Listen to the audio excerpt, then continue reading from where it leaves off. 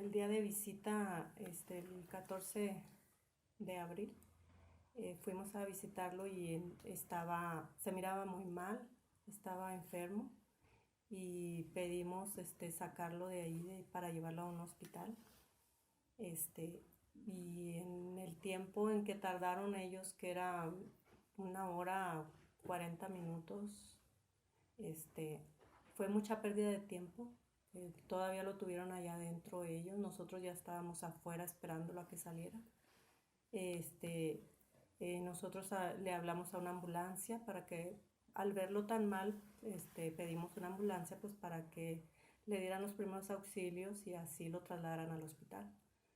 Entonces un guardia se acercó y todavía no lo sacaban. Un guardia se acercó y me preguntó que quién había hablado a la ambulancia. Le dije que nosotros. Dijo, es que el director no permite que los reos sean trasladados en ambulancia. Y yo le dije, pero ¿por qué no? Si mi esposo está muy mal. Dijo, no, pues no lo permite, y movía la cabeza. Se fue y no tardó ni 10 minutos y volvió a regresar y volvió a decirme, el director no permite que los reos vayan en la ambulancia. Y movía la cabeza.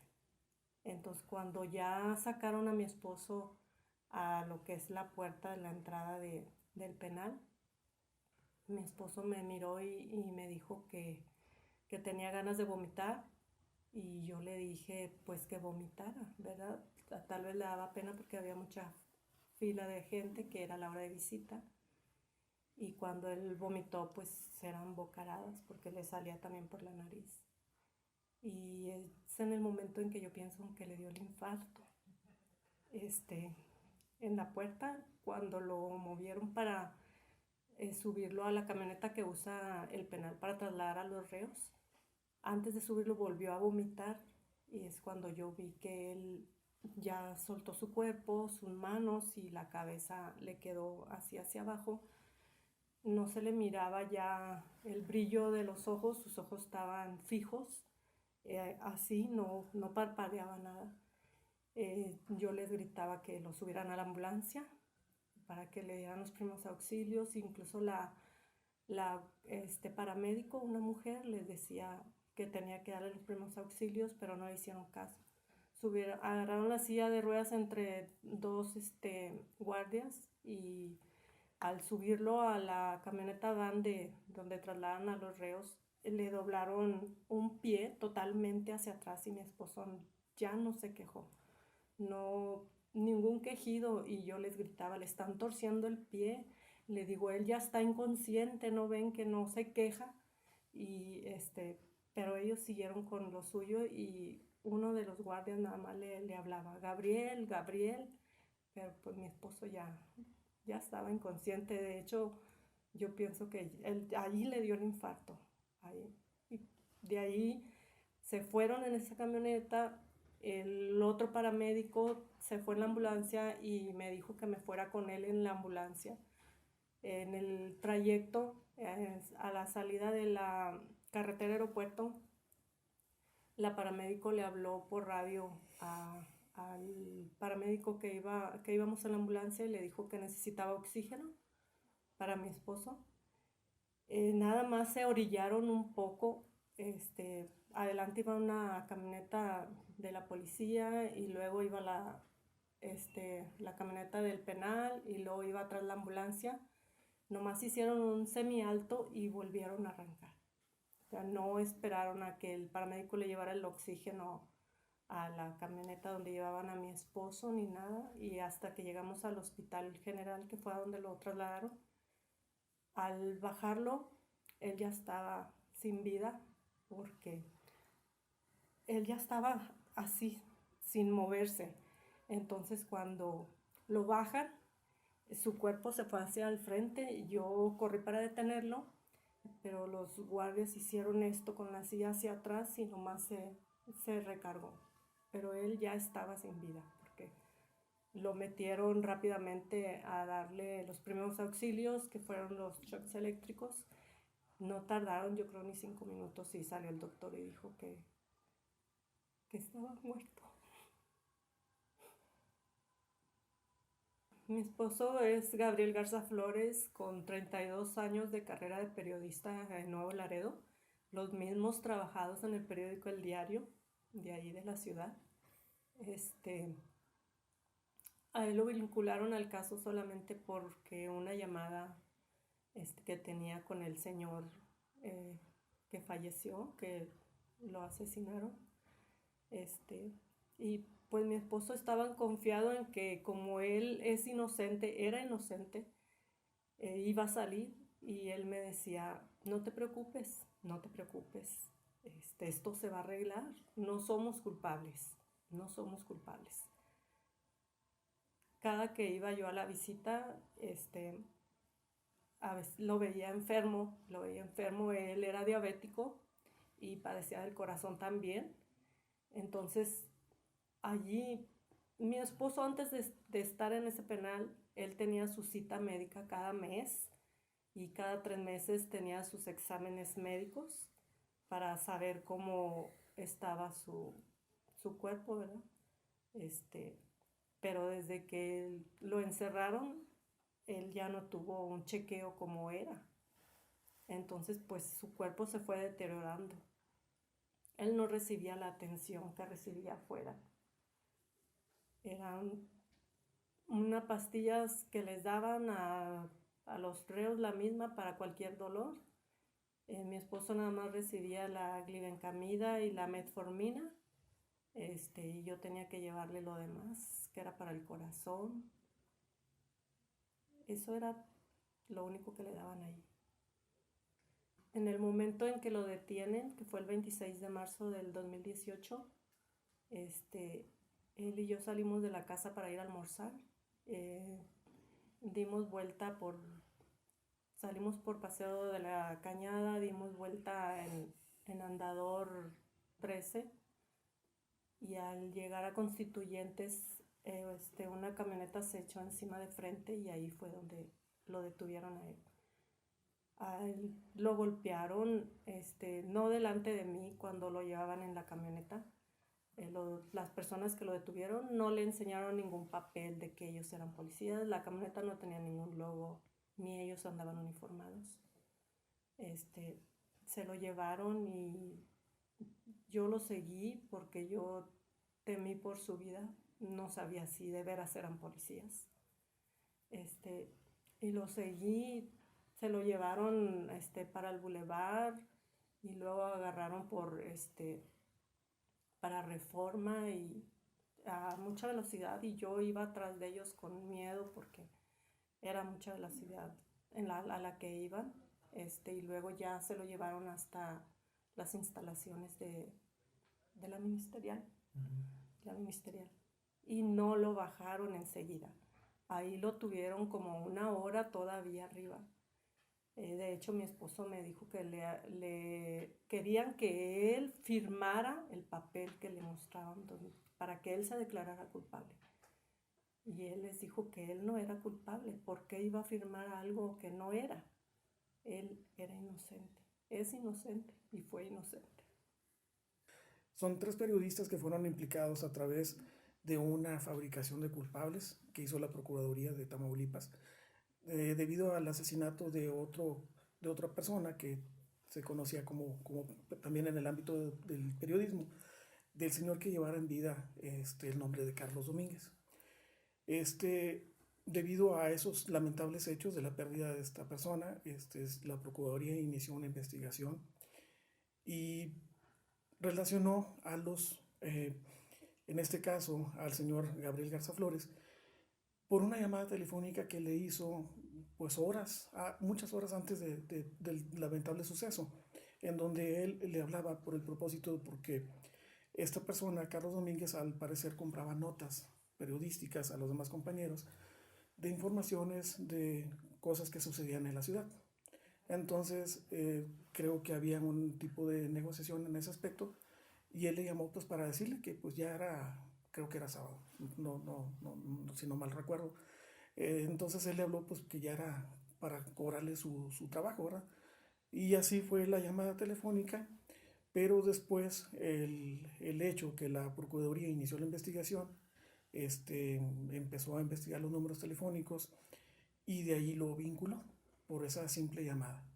En todo el periodo, tanto en la investigación complementaria como en el mismo juicio, se demostró que no había ningún elemento para poderlo relacionar con los hechos, ni de manera presunta siquiera. La acusación contra nosotros fue intelectuales. Decía la teoría de la fiscalía que nosotros habíamos guiado a los supuestos asesinos materiales el camino que iba a tomar el occiso Carlos Domínguez. Nosotros realmente, Juan Jesús González Zúñiga y tu servidor, es mi pareja sentimental. El día de los hechos, el 13 de enero del 2018, llegamos a una cafetería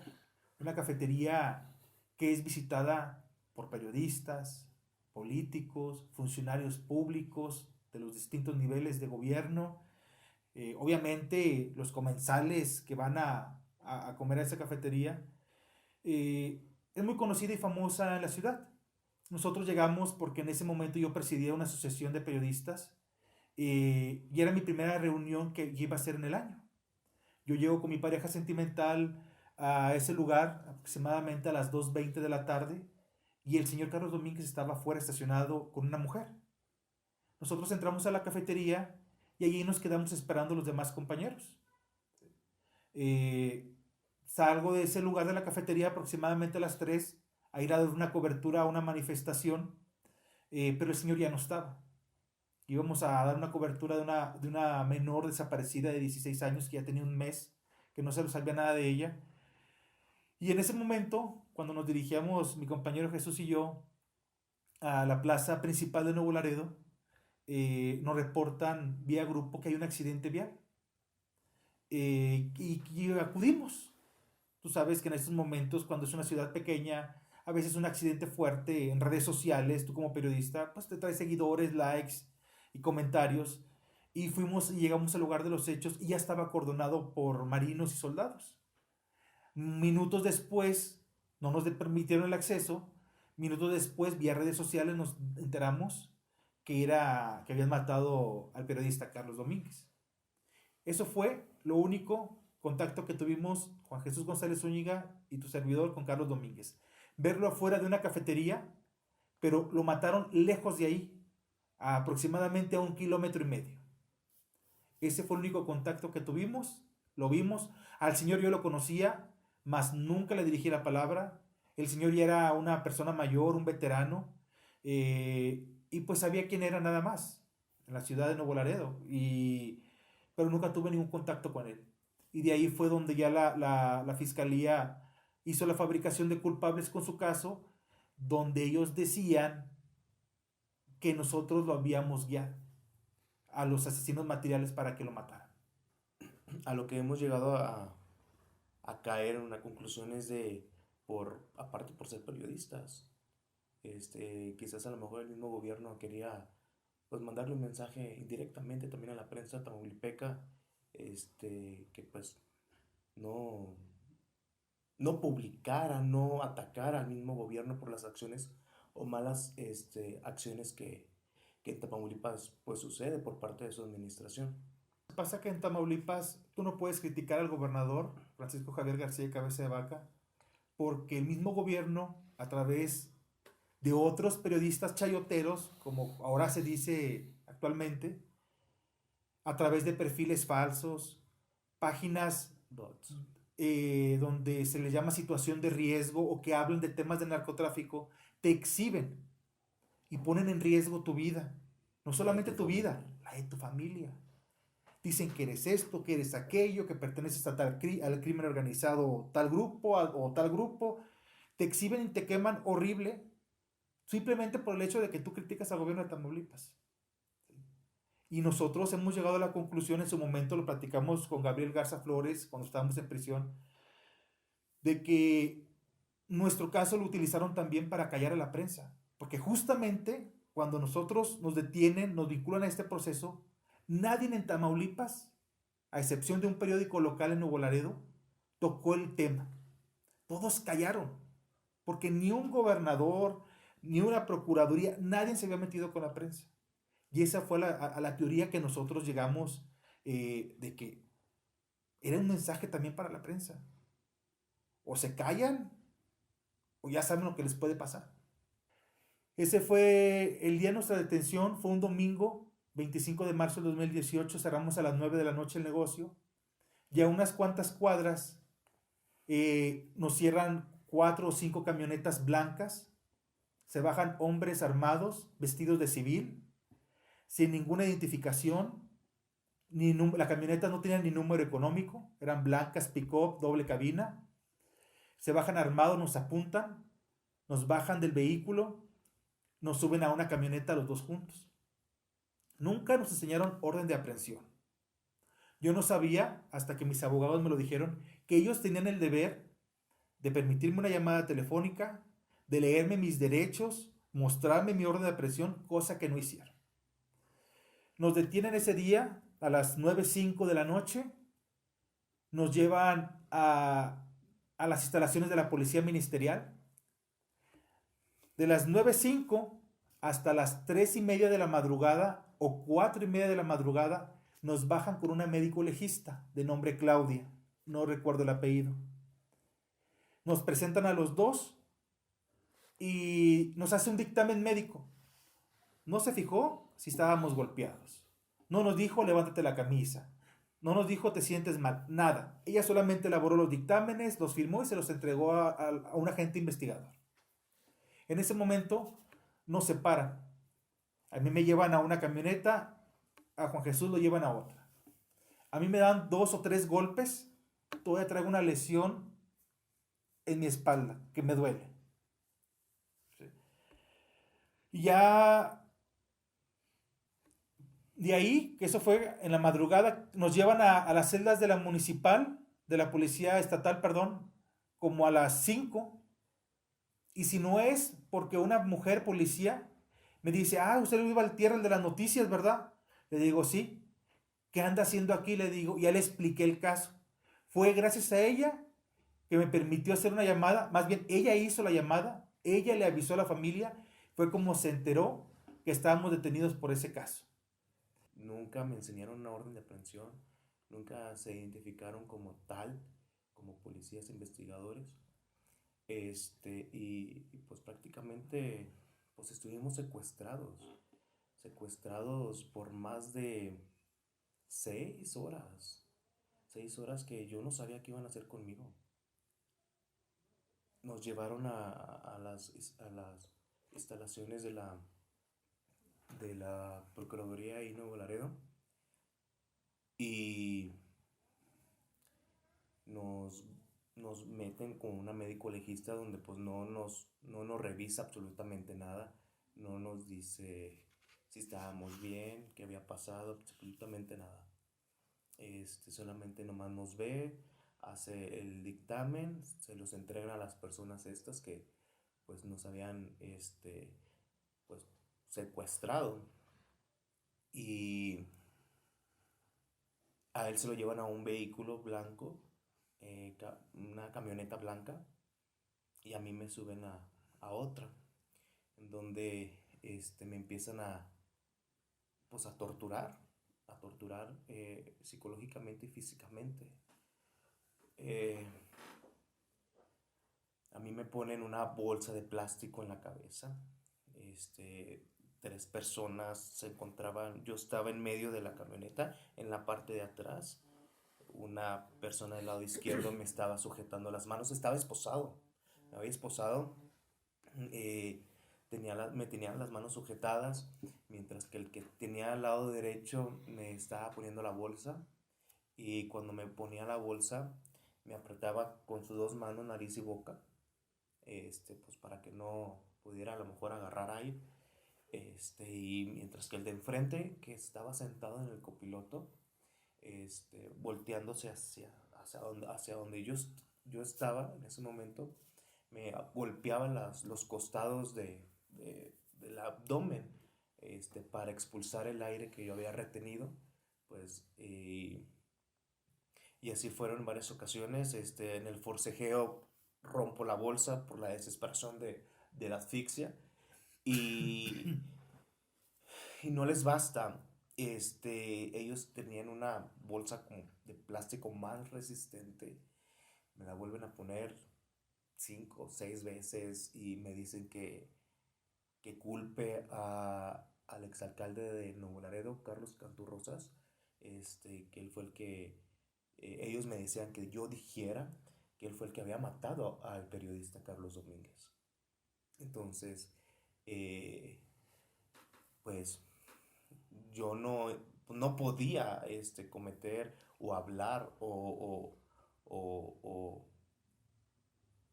que dijera que que él fuera el culpable. Ellos me trataban de chantajear al decirme que ahorita ellos me soltaban. Si yo decía eso, ellos ahorita me soltaban que porque me iban a dar 50 años de prisión. Y que yo estaba muy joven como para pues, estar en prisión. Este, Sin embargo, no accedí a esas malas mañas que tienen los policías, ministerios públicos o policías investigadores. Y en repetidas ocasiones me lo volvían a hacer otra vez. Bueno, me decían, si no dices nada, bueno, te vamos a poner otra vez la bolsa. Me la ponían y otra vez apretarme la boca, la nariz, sujetarme las manos para que no me moviera y golpearme en los costados pues para expulsar el aire. Y eso pues duró muchas horas, en repetidas ocasiones, porque pues estuvimos ahí en las instalaciones de esa misma dependencia 6 horas, 5 horas más o menos, hasta que ya nos pasaron a una barandilla. Así que tú sabes. Y yo les decía, yo te doy permiso para que entres a mi casa. ¿La quieres catear? Yo te doy permiso. Ve mi negocio para que veas. No tengo cuentas bancarias más que una, la de mi negocio. Te doy todo el acceso. Yo soy una persona inocente.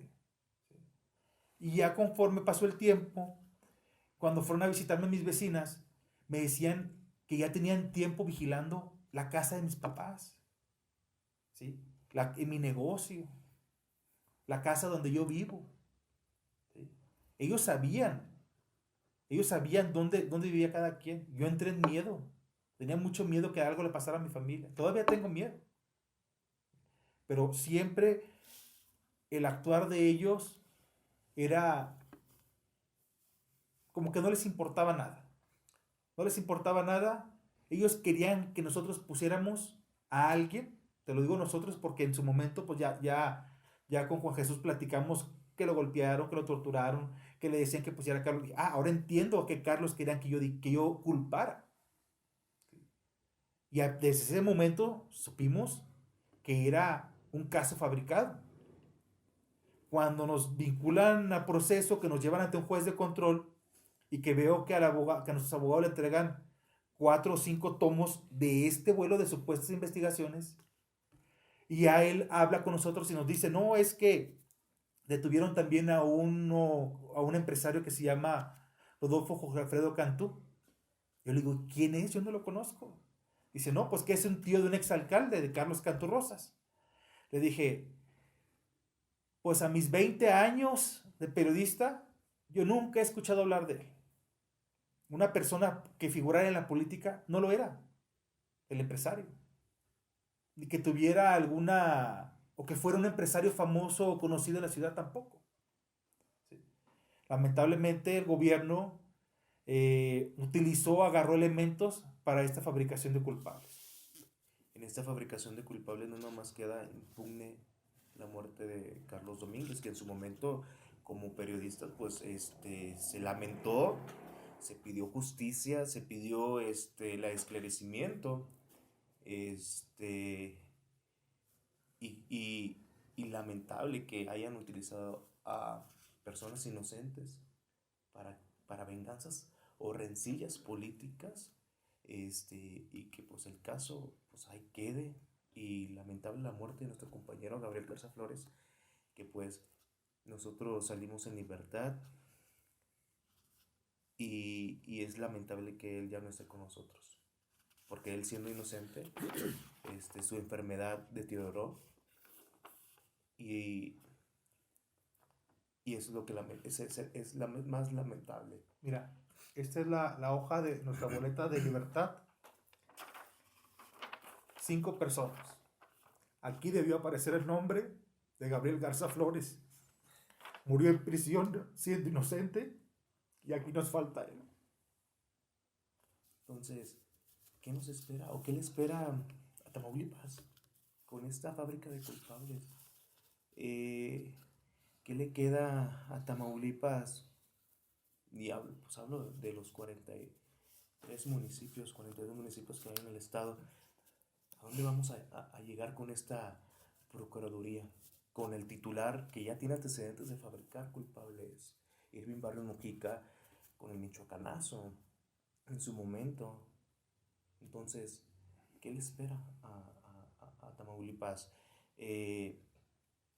Natanael Castelán, el director de procedimientos de los juicios orales en Tamaulipas, contrata a un testigo protegido para que cobre una recompensa de 2 millones de pesos, siendo que el testigo de nombre Juan Carlos Ñañez Osornio fue preso en el estado de Tlaxcala, Apizaco, por secuestro express.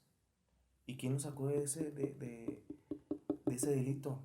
Natanael Castelán, el hoy director de procedimientos penales en Tamaulipas. Entonces aquí hay un conflicto de intereses totalmente, y que vino a hacer esta confabulación, esta fabricación de culpables, en la que nosotros pues fuimos víctimas de esta pues rencillas políticas también, porque por el ahora exalcalde de Nuevo Laredo, Canto Rosas Villarreal. A mí me deja dolor y coraje. Coraje porque la familia, cierta parte de la familia de Carlos Domínguez, sabía que su caso, que la muerte de Carlos Domínguez fue usada políticamente. Me da coraje porque se prestaron con el gobierno de Tamaulipas al juego del gobierno de Tamaulipas, de la Procuraduría, y ya no pidieron justicia. Ya salimos libres nosotros. Aquí está nuestra hoja de libertad. ¿Por qué no escucho al hijo todavía pedir justicia por su padre? ¿Sí? Nosotros estamos pidiendo justicia ahora porque se esclarezca el crimen de Carlos Domínguez. Estamos pidiendo justicia para que paguen los responsables por no haber dado atención oportuna a Gabriel Garza Flores, periodista que murió en prisión siendo inocente. Ese es mi coraje, mi dolor, el sufrimiento de nuestras familias, de todas. A mí nadie me ha buscado. Y no necesito que la autoridad me diga que mi esposo es inocente si él siempre fue inocente. El día del asesinato de Carlos Domínguez, mi esposo y yo andábamos juntos. Desde en la mañana, temprano, anduvimos juntos. Vendo productos por catálogo y andaba visitando a mis clientas. Él me traía en su carro, llevándome a dejar productos. Fuimos a visitar a su hermana, a visitar a otras clientas. Cuando a él le hablaron por teléfono que habían asesinado a esta persona, no podía creerlo porque él tenía un buen rato de haber hablado por teléfono con él. Y no lo creía, estaba sorprendido. Y le volvieron a hablar otra persona y le volvió a decir lo mismo. Y me decía, no puede ser si acabo de hablar con él. Ellos fueron ex compañeros de trabajo, también Carlos Domínguez trabajó en el periódico El Diario. No sé por qué culparon a mi esposo.